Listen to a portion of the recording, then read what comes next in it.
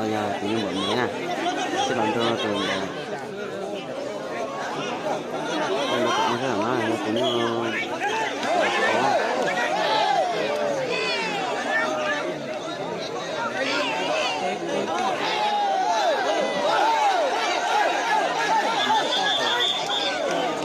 xa thế này to của xa này bọn mẹ to tụi ăn rất là ngon này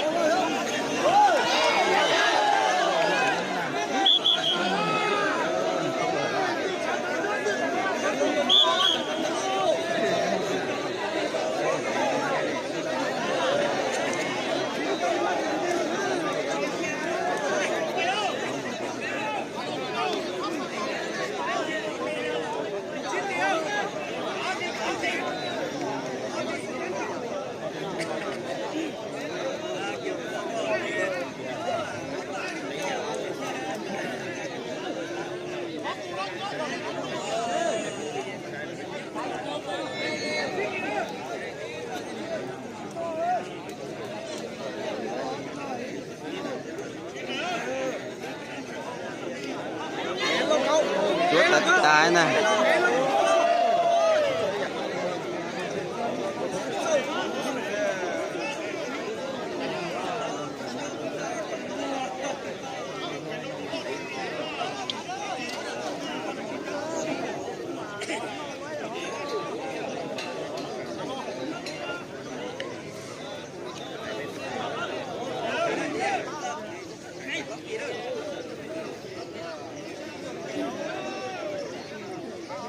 rồi nói rồi chứ mà mẹ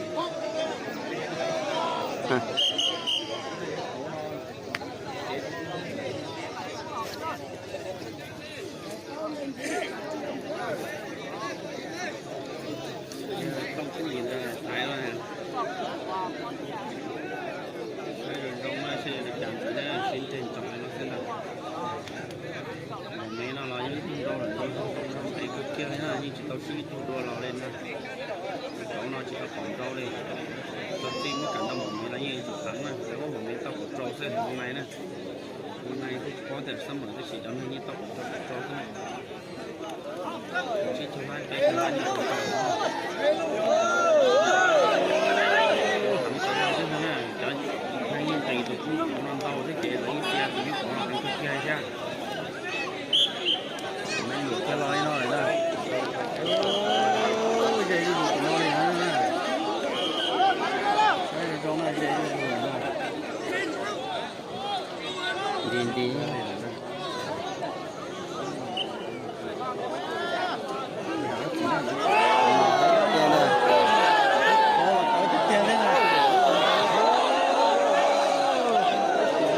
tại sao thế này sao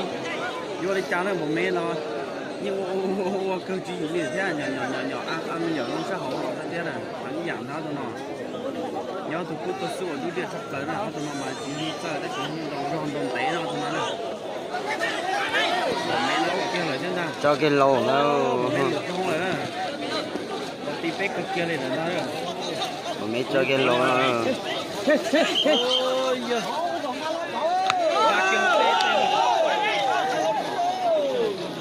mẹ mà lùa tay rôn thôi nha sợ đi tới ở tụi nó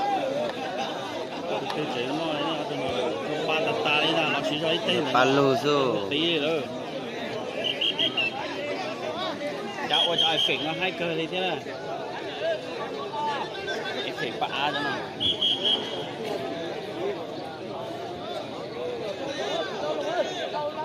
tụi con nó chơi ra của mẹ luôn nó tôi cho trong nó tôi xé trong nó tôi dăm nó tụi nó nè để to cái tà đấy còn lá nó trôn lăn rồi con nó chơi ra tụi mẹ nè con nó nhớ sao thì nên to chỉ tao xíu thôi đúng không nhưng chỉ tao xíu mà mẹ nhưng lại nhưng mà mẹ nhưng lúa cho họ chỉ chân là tôi có nè đâu có chân nè được chơi gì chơi à cứ rong vậy chứ nữ ô tô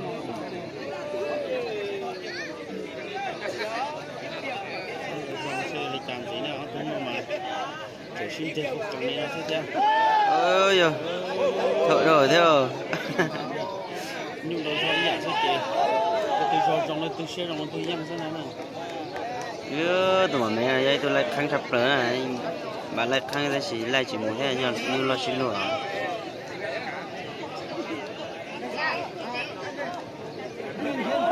nó lại khăn thật tài lại lấy cái gì trời lại chỉ muốn thế nào dạng của nó tôi nó mình không có nghe tôi thì nó là như có nó mấy tôi chơi tại trong thôi đâu yo tí chơi thì nó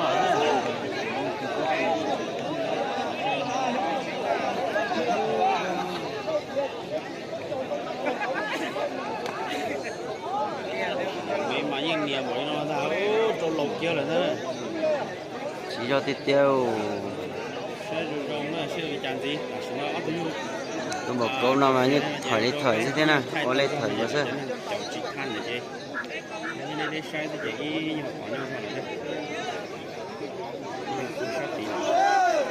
thời đi thời thế nào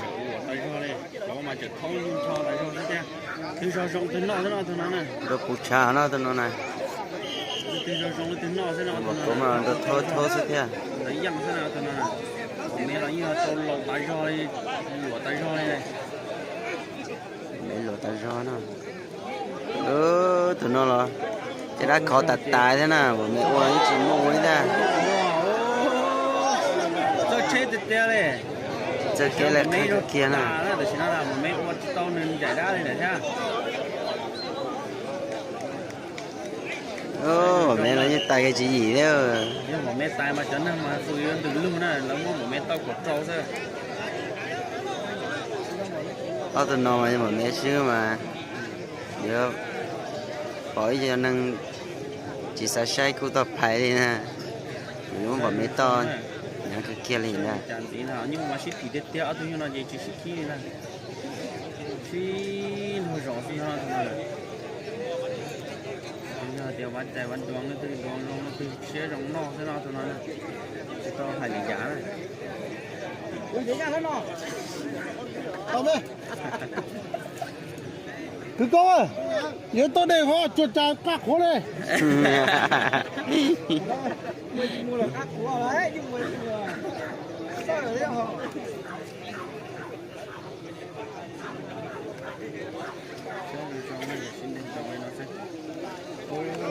tổng sơ tụi mình nó cho cái lò ra ơi giờ cho cái mẹ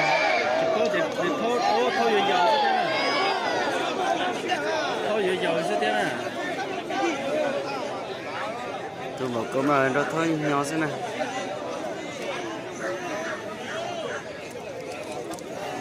nhà nó đàn lên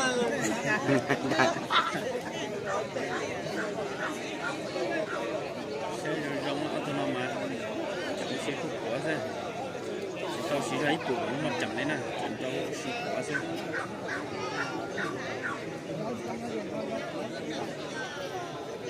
bọn mẹ là như tay cái gì thế nè chỉ sau đó nó sẽ chỉ chia thế này chỉ cho xí vậy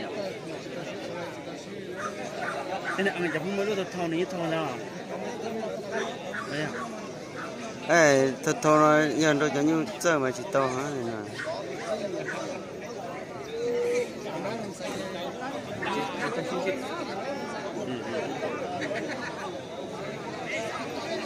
có nó cho nó đi rồi không sai quá ô thật sự tôi đen rồi mà những chị em kia đấy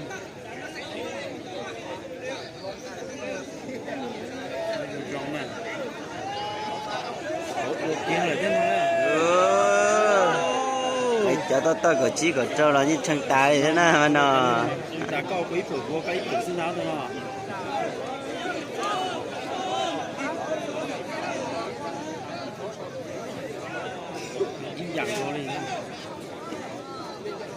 nếu mà số mà mấy to nhà cái kia nè có chi có trâu thế nè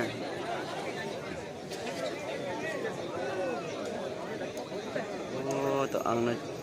rồi cái kia nè mà no này cũng chơi gì à? Thôi thế này ạ.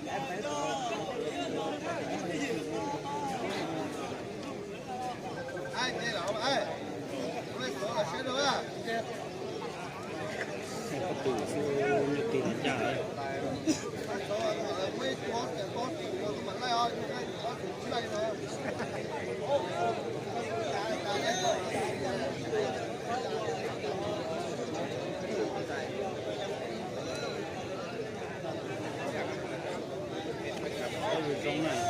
có ý dạng cổ xưa Ồ.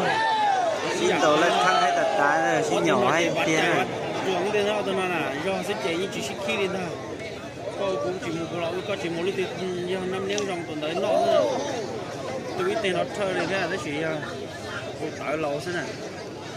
Mấy ô tê tê đi để ra mà mấy tôi lỗ chứ gì đó nè.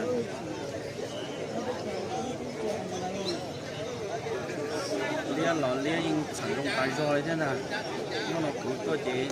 mình chơi đuổi nó ôi chạy đắt kia nè. Ôi mà cái khăn được tiền rồi à.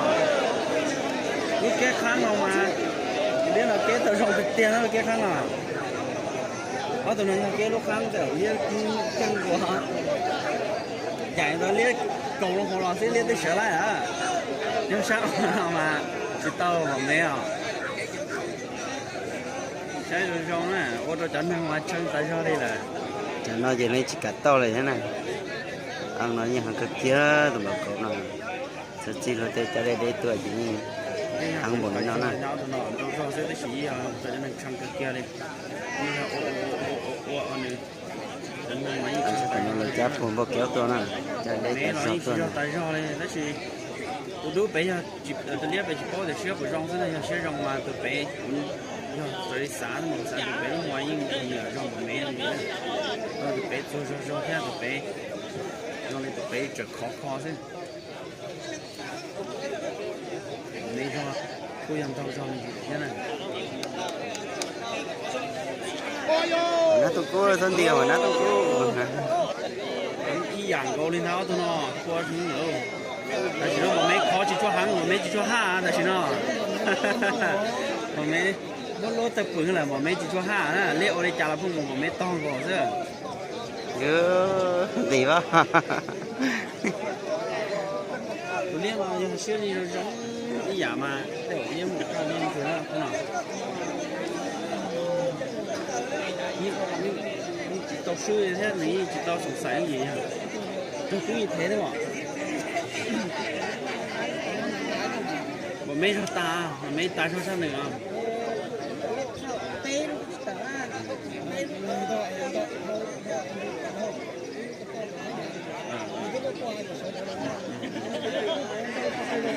anh ta cho rồi liệu thế đấy nè nên là có bao nhiêu cái kia họ tụi mình là có bao nhiêu cái kia thế thì chỉ xem mà cho tôi cho sinh chi họ nó bọn trong kia nó này họ tụi nó như họ nó nhắc tới tôi ý dạng họ tụi mình nói là sao lần sai nó liên là họ tôi sang một kéo tôi này sinh chi nhắc trong sáng này mà họ tại do tôi liên là mà cái kháng tê này tôi liên là nhưng lại chỉ có kháng này lại kháng chỉ mù nè có còn lại đá là như chẳng mà cái này đấy nó cái kháng rồi cái kia là tụi ăn rất là nhưng mà nó thế nào tụi nó họ lúc kiếm sẽ chỉ dặn rồi chứ nó chỉ từ rồi chúa thì nhân nữa không thấy cái kia là họ tụi liên là như không thấy cái kia là thế là xin chào tụi nó cho mà mấy cho xe rồi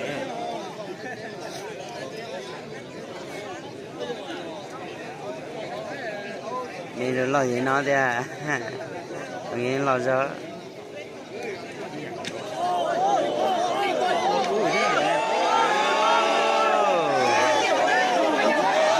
ta lên đó đóng chặt lo đi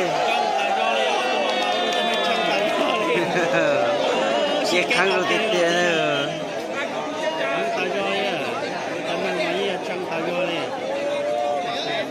cú nói chỉ hai mươi cú làm mò lên đó là sản phẩm mày thế này nè nên là ok tụi nó chỉ liên không có sửa được thế nào tụi nó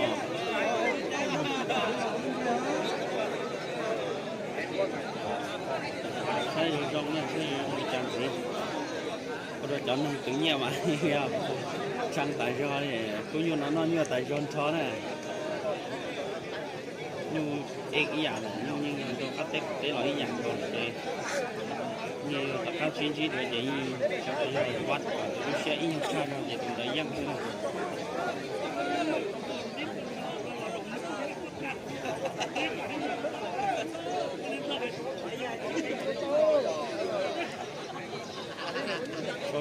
我是手我这头嘛我这人嘛成单上头了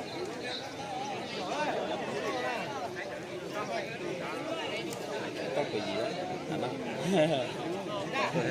cái sao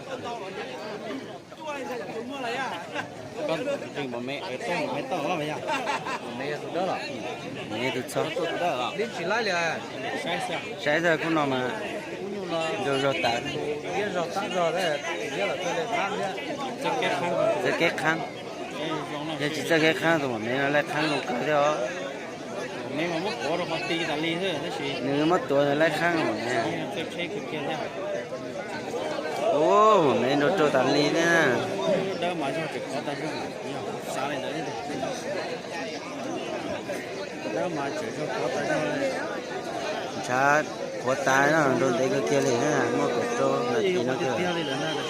sao nên cha nó như có ta này nè nó tụi nó mà đôi đôi đi dạng rồi nè nhưng có ô biết được qua cái gì thế nào tụi nó có là cái sao thì nhỏ nè cái kia đó tụi nó nhiều con trái dạng rồi nè cầm lia nó mà thâu coi tiếp tục thế nha thì thâu lia mình gì thế nào có nhưng mà mấy cái con cười đi thâu lia nó sẽ cái khoai gì này gì thế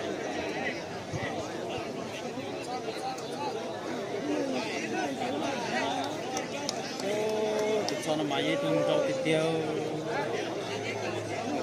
cho nó mình trong cái thế là in trong cái nó cúi trong cái gì có đi chả nó tàu tái rồi đó tụi cho nó chữa thôi tàu cú sẽ là in tàu lái trôi rồi nhưng trộn cái kia nó tụi mình nó tôi ăn ó phải cười sắp cười thế này chỉ như cái như trời thì tôi sắp cười nó ô yo luôn thế này nhưng chúng tôi nó hàng nó thế này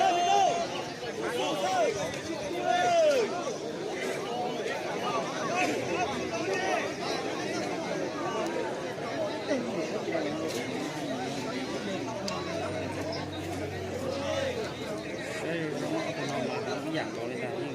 là tao nói là nó phải xây rộng thì nhau nó xa chỉ xa dạng rồi nó xa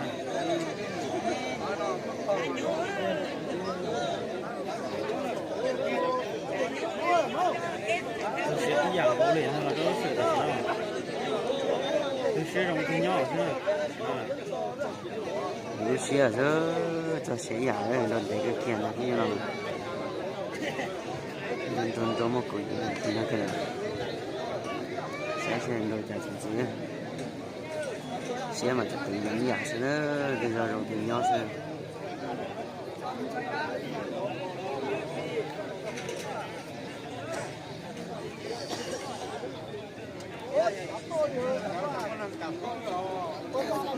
cho nên mặt chân tay cho đây tôi cho nó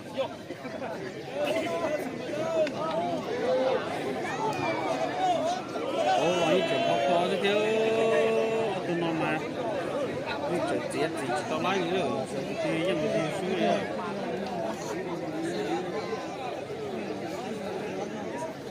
cái ý dạng rồi ta cũng nói có nó theo rồi ta trong gì nữa cho nên cho ta cho lại một mấy nó mà chụp khó thế như lần đầu sử thì sao lần đầu lấy ra như này cái tiêu rồi đấy nó chị sẽ sao là chị đâu chị lấy thì yên rồi thế này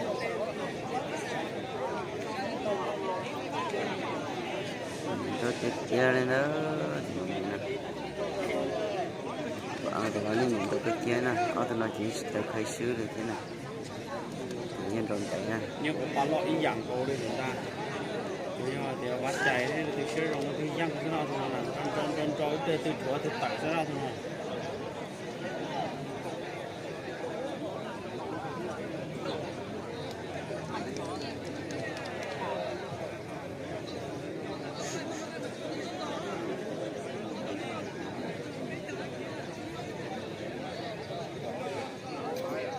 ตัวยุดท้ายซะนะคุณน้องโตสามมันจะขอบตาเลยนะ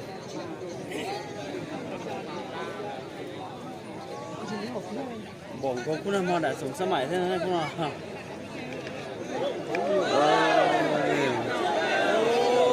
ผมไม่กู้จงจะโอยจังเราเลยจงตาเลยนะผมไม่กู้จงกูละใช่จะจงมาถูกเราเลยจะต้องใช้ได้นะสดๆต้องดีนะมันน่ะกูมาตรงเตี้ยๆแล้วตรงนี้เนาะโอ้จงเตี้ยแล้วตรงนี้เนาะจงเนาะโดยเราซื้อมานี่สบายดีซะที่น่ะตรงนี้เนาะ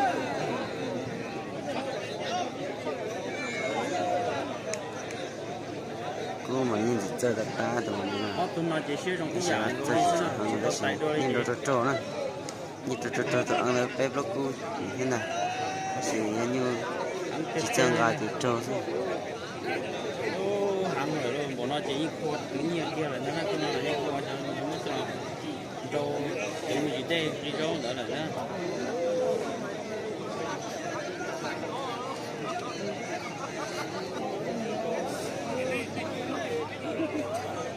ở tụi nó đánh giá cái gì nó làm cái của lại sao ở tụi nó chỉ ở tụi nó xử lý tạt thải à cho mình kia thì sẽ về thế nào sẽ phải lưu trong gì là bỏ mấy chỗ cho họ con giờ nó tôi cử đi qua tàu liên dàn rồi còn liên này thì có những gì kia thì liên đi qua tới tây chắc này em hãy uống cái chuyện liên lúc đó như tá thở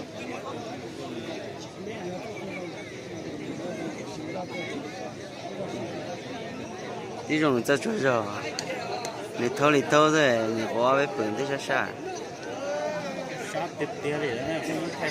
ตัวsẽ cho thay cho thì mình sẽ tí cho năng gọc trí năng gọc cho là thì nó thayตัวthì cái tao yêu cầu cho là thì năng gọc trí cho là thay nhưng còn để tại cho nó có nào so lên đầu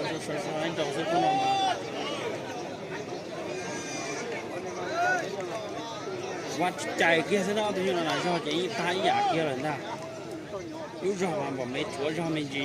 ชอบตัวเลี้ยงมันไม่จีเนี่ยก็สิวัดลูกเสียใช่ฮะตัวน้องได้เย็นยังฮะอยู่จะถอนตัวได้เนาะก็สิกูจิมูเราก็จิมูเจสิลือใช่เลยคือว่าจะรู้สึกตายซะแล้วก็จิไว้ที่ไหนย่าจะได้ยังนะ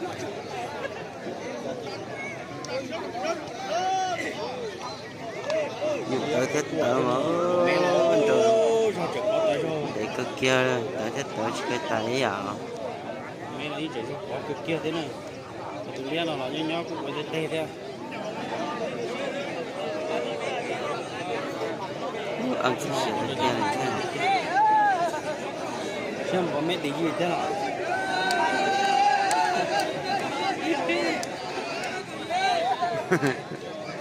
gì đi ba đi bê là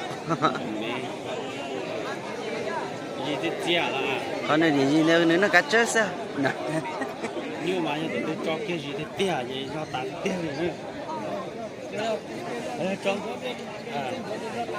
tạt tia con giờ mất tiêu bị dùng để trong này có sát sát này cái đồ trong là có rồi chứ chỗ tụi dân dưới thế nào có một chục lời đi nó dưới thế nào nó có sẵn có cho lại trên như kiếm trong này là thế nào không chỉ chết nó có cho họ mà mấy họ cho ta đấy là chỉ nó ơi có họ lâu tuổi đó là chỉ nó họ tụi nó chỉ nhỏ nhép bự thế nào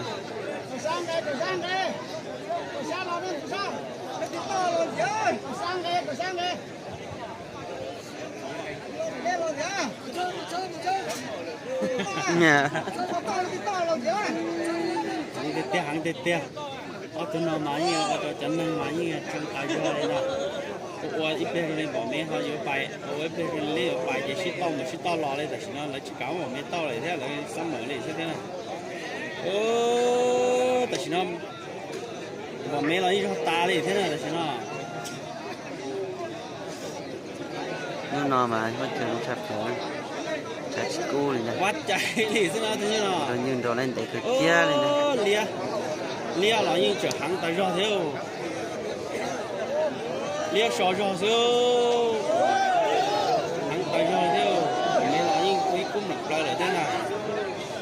Mình như chơi cho nó, mình như đột thuật ăn nó bếp nó cú thế. แต่สิเราบ่แม่ซะแต่ปลาตาเลยเท่าบ่แม่เตี่ยวรู้รอตาเท่านั้นบ่แม่อ่ะแต่สิเราตัวเลี้ยงยังหอเท่านั้นแต่สิเราบ่แม่รอตาอ่ะบ่แม่ตันเท่ารออ่ะบ่แม่อ่ะ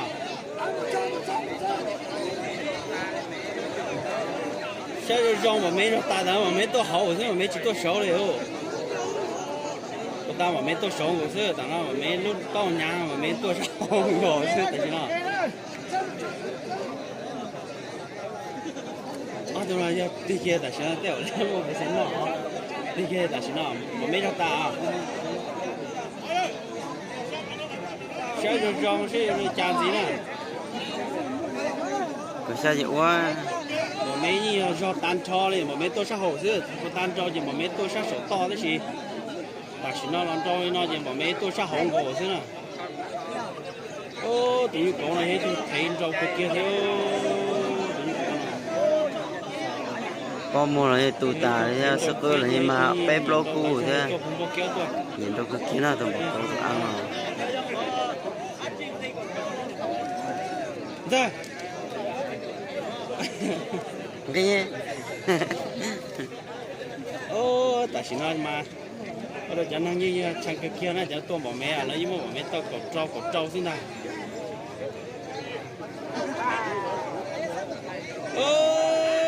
Thằng tay rồi lên nào, tụi nó có nó chạy thối rồi đấy tụi nó. Tây phụ tôi mà đi chạy xí cho tay rồi lên nào.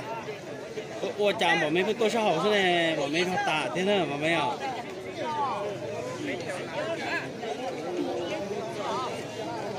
Hàng tê tê. Tại sao nó tụi lia nó làเป็นต่อkia hả? Tụi lia lênตัวสองcổ chứ. Cái chỗ này thì nhau rồi.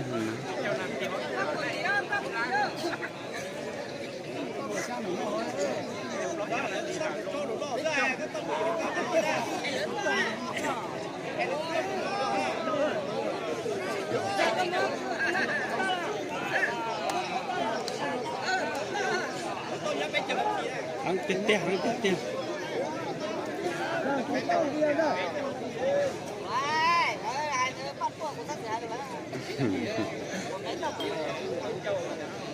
Ý dạng có tôi mà như cho tôi làm trâu cho nó sai nè, như chỉ nhau cái kia đấy.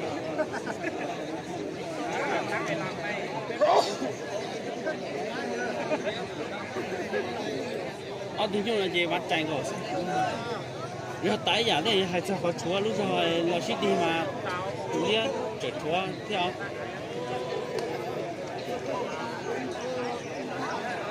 Tại dạng có thì mà chỉ xung quanh thì ai chỉ tới lo đầu tư đây là như tại thực tế đấy đó như nó khi chỉ như cho tên đâu có làm cho nó sai thực tế này cho nên nhưng là như tập xe họ tại là như tập xe này như nó cái cơ xe công chủ này là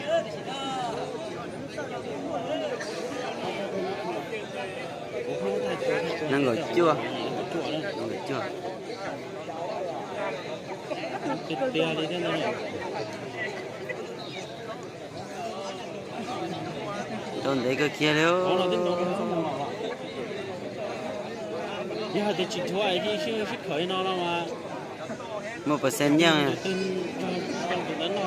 1% à? Trong của mấy đặc các vấn đề kia tao nói là thế nào? Hiểu tụi ăn 1% cho nó. Không khuyên tao cho nó các thế nào mà mấy là như thằng của nó thế là báo một con có tiền của thế nào mà mấy à? Con đâu bút khá đây này. Nó bảo có nó lấy thôi nhìn cho nó tao xuống xe này nè. Có nó lấy trở thôi nhìn cho thì chỉ chẳng thấy thế này nè. Lấy xin có. Ôi chạy. Ôi nó có sao sao hậu đồ lấy xí rồi thế à sao vậy? Ôi chạy đó thôi. Ủa ta chỉ gì kia mà mẹ. Đây cái kia này là chỉ nói gì ta đây là chúa lúc xe chứ. Đúng rồi. Xa chỉ tàn cho thế mà mẹ. ตัวชาชลต้นบ่ตัวชาหัวต้นบ่เลยนะ gì đó khơi này nào liếp cho cái gì là thế này nè ăn tết téo thôi nó cái này đi ba gì ba tam còn mấy tết gì là để thế mà đi liếp họ gì là nhỏ hắn tạt ra đấy nè tết téoบ่แม่นน่ะ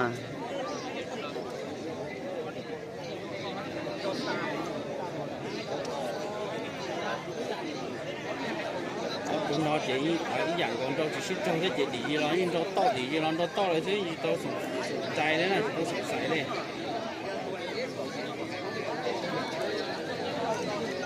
sai rồi giống như thì có tôi vậy thay cái tướng nó sai sao ไปเจ้านาทีนะไปเจ้าอีนาทีแค่นี้นะ con tết téo đi nào โดนได้ก็เกี่ยวเลยคุณน้อง có chỗ sai lúc con bằng bằng có tua rồi thế à tụi nó chỉ đơn nó lùa cái mồm mình thế này nói chị mấy cái tết bà nhớ lại khang như thế nào rồi bạn cho cá này hôm qua lại khang như thế nào chỉ tụi ăn cái tao nói là tụi chơi kết khang ăn sắp tết rồi téo lên áo tụi nó bắt chạy chứ cái sự cái tia tốn trang nè rồi mày sai chứ nhớ nói mà chun cái cú tại sao thiếu xin chú thôi ở đó sai rồi rong này sai ông chàng gì rồi ở tụi nó máy cho bé cho tụi nó chỉ đi hai tiếng à tao lên trong gió một nó như bó được trái cú nó tụi nó trong đồn thì tại do thì bây giờ là thì kia nó như tại do nó tụi nó chỉ yang sửa lại như chỉ tu sửa lại nè ui rồi đó có nó yang mà bọn cho nên tôi mà mẹ mà xin từ lưng xí nè tôi khó lấy một mẹ tao có trâu xí tụi bọn mẹ nó yang gì nếu thằng đàn nó thì có gì lúc mà y to thế tự nhiên mà y bị to là gì thằng đàn cái tí này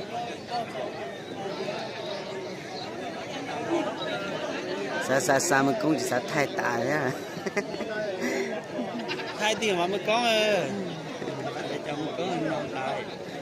đồn đây mình cũng chỉ sa thay này nha sẽ được trong nó tự nó cổ lọt không kia hả nha ở tụi nó chỉ làm chuỗi lên cái tên bọn mẹ chỉ tới bay ta đi bọn mẹ chỉ tới thoát cá hả bọn mẹ chỉ cho bỏ mất tao xuyên đó thế gì cho cho một cha đi nữa nếu có mà khó mà sửa cái tao chạy thao họ bọn mẹ chỉ sư mù thế nào tôi can người sạch xa mà mấy nói ở tụi nó mà mấy nó tụi nó là nhiều cái kiểu lia chạy sẵn đầu ta rồi lia mà cho đủ đồ nó chứ không mà mấy chị chè đi thế nào trứng chia đi là thế nào lia mà chịu tì đủ đồ nó thế nào nói chung cho đi tụi lia nào mà chỉ muốn đâu lâu cho mà mấy chúng nó có như nào để mà mấy tài mà mấy nói gì tài mỗi xe mà mấy cũng mới tay lôi thì rất sai là kháng nhập lên ta cái gì kia thế nào luôn mấy à chỉ gì tan thôi mà mấy nó tôi số là tôm bò tôi hồ là tôm bò này tôi trồng như trồng bò đó gì là tôi ăn đến chín chai này ở trong mà mấy tay cái gì thế cho nó chỉ sẽ bị rồng xe này nè ship tiền rồi đó thế nào cho đi chỉ mũi từ toi là chỉ mà mấy là thô kia rồi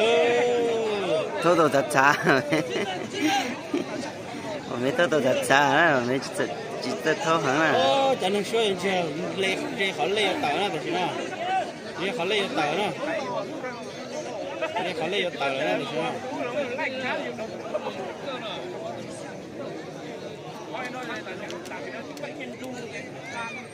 nào tụi nó cũng tiêu chứ cũng để liên nói bộ với xe cũng tiêu chứผมไม่ทำตันห่อไม่ชิล่าเหลียวตันห่อตัวเลี้ยงอ่ะหันเดียว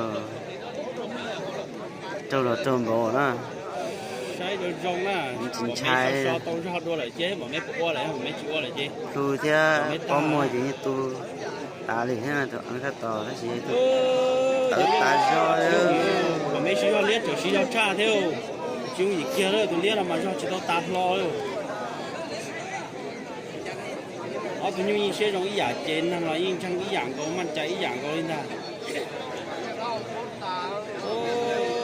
hẳn gì rồi mẹ là tao là nhông gì kia thế này tự số gì tự chỉ lấy nữa cái tiêu rồi kia cả tay giang kia theo bó rồi sẽ được cái giang tay đó nó máy sa tiêu đó như nào bây giờ sắp rồi đi thế là cái chuyện mà ông xe gì như dòng xe gì tao mấy xe này nè chỉ nhau cái kia thì ô cũng nó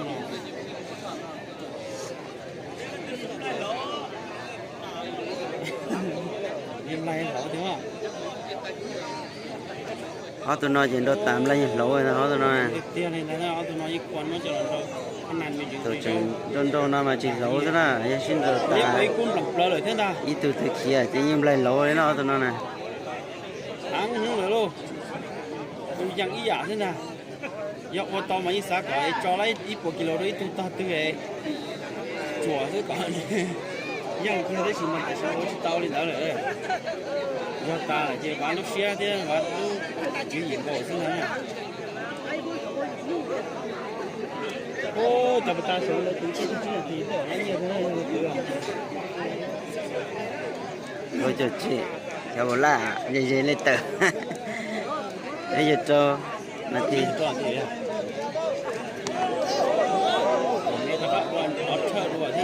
tự nhiên rồi với nhau rồi số một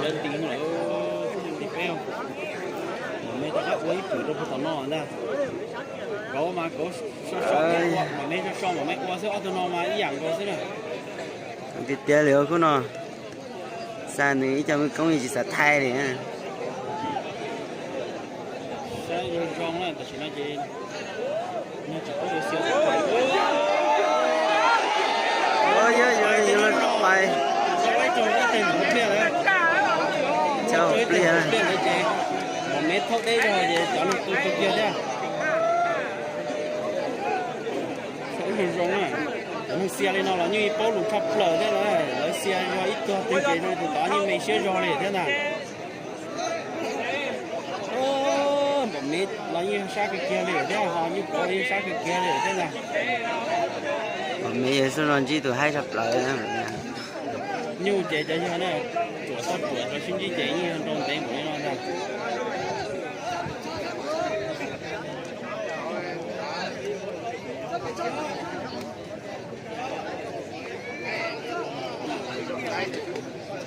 ăn tết tết thì như con nó lấy ăn tết tết con chơi tết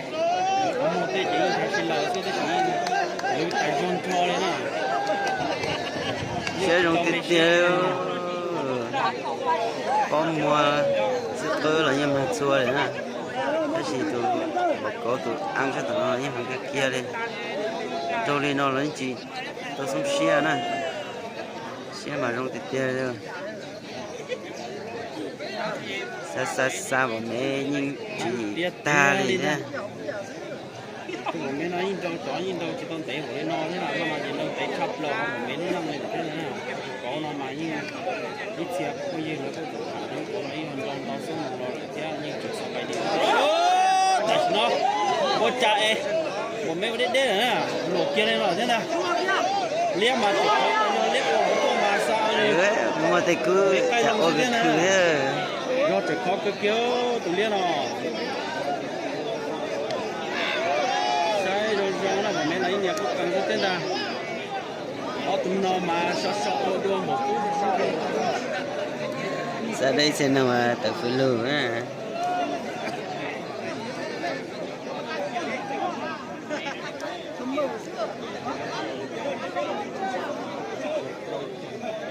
ta xin nó mà mình đưa lên một mấy cái đó luôn tua này ta xin nó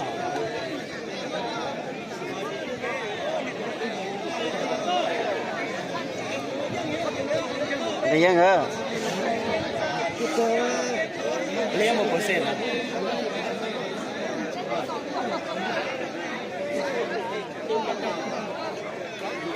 à tôi chỉ trông tụi một mẹ gì mà nó một mẹ không chỉ tụi hàng cực kia đấy ơ tụi tiêu tụi anh đây rồi chỉ giờ lúc xe rồi thì sử dụng từ nhỏ đó cứ như nào từ đuôi từ kia thế này bây giờ đâu thả ra phê rồi mana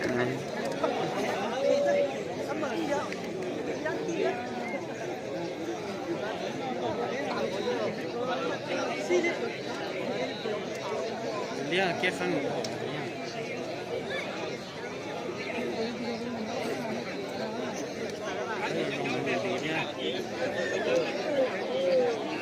sau cuối thì đây chúng sẽ tỏ này cái rồi xong mà ơi cổ chỗ luôn thật lời rồi thế nhô tại sao còn mấy nó tụi nó là nhô tê tê lên rồi có thể thế à chỉ nó cho nên mà chân ta cho đây là hiện tại giờ thái vẻ thế này có thể cứ như nào rồi nó chỉ đôi chỉ nó từ kia thế này tụi nó từ sự đùa từ kia thế này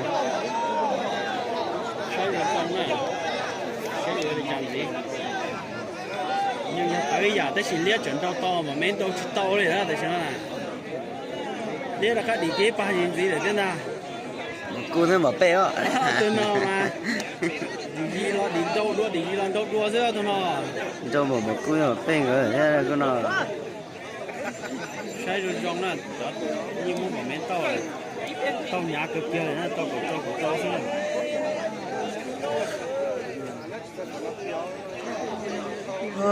lời chợ tao này thì gì cho lấy nhẹ cho bóng nhẹ thế này tao kẹp lót cho là chỉ cho tải là chỉ nó cho nó chơi cứ như này là tự cho tự cái thôi tự là thì đi xí này cho tự nhau cho tự chỉ nhau này mà mấy nó mới lòng á thì nó nhưng mà mấy là to nó có mà mấy không mấy to nhưng mà mấy là to nhưng mà mấy nó lòng á sai rồi trong sẽ buộc tháo ra nhưng mà mấy tháo kia chơi liên no thì thế này nhưng mà không mấy tháo thì chỉ là nó liên họ lo chùa là chơi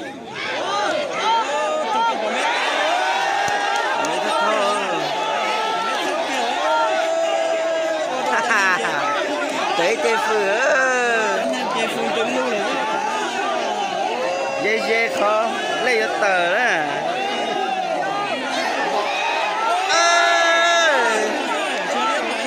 lấy ô cú thế à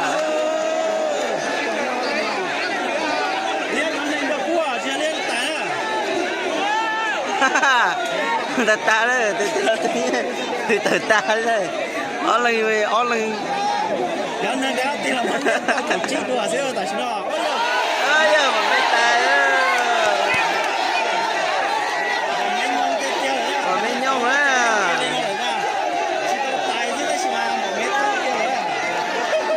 mấy nhông kia luôn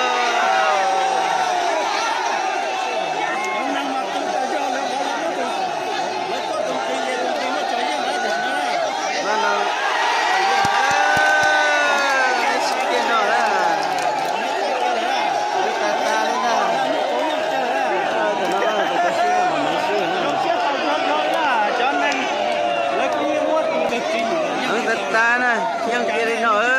tàu lót tôi để tôi như hay mà nói nói thì lấy như tiền đâuเป็นชั่วโมงหรอน่ะได้lỗ kia thế ông chập lời nèซื้อแล้วเลยนี่rồi mình thấy khung rồi như vậy lụa gì cũng thay nó thế nhiều là tôi nói như lụa đó tôi nói rồi anh giờ tôi như là thổi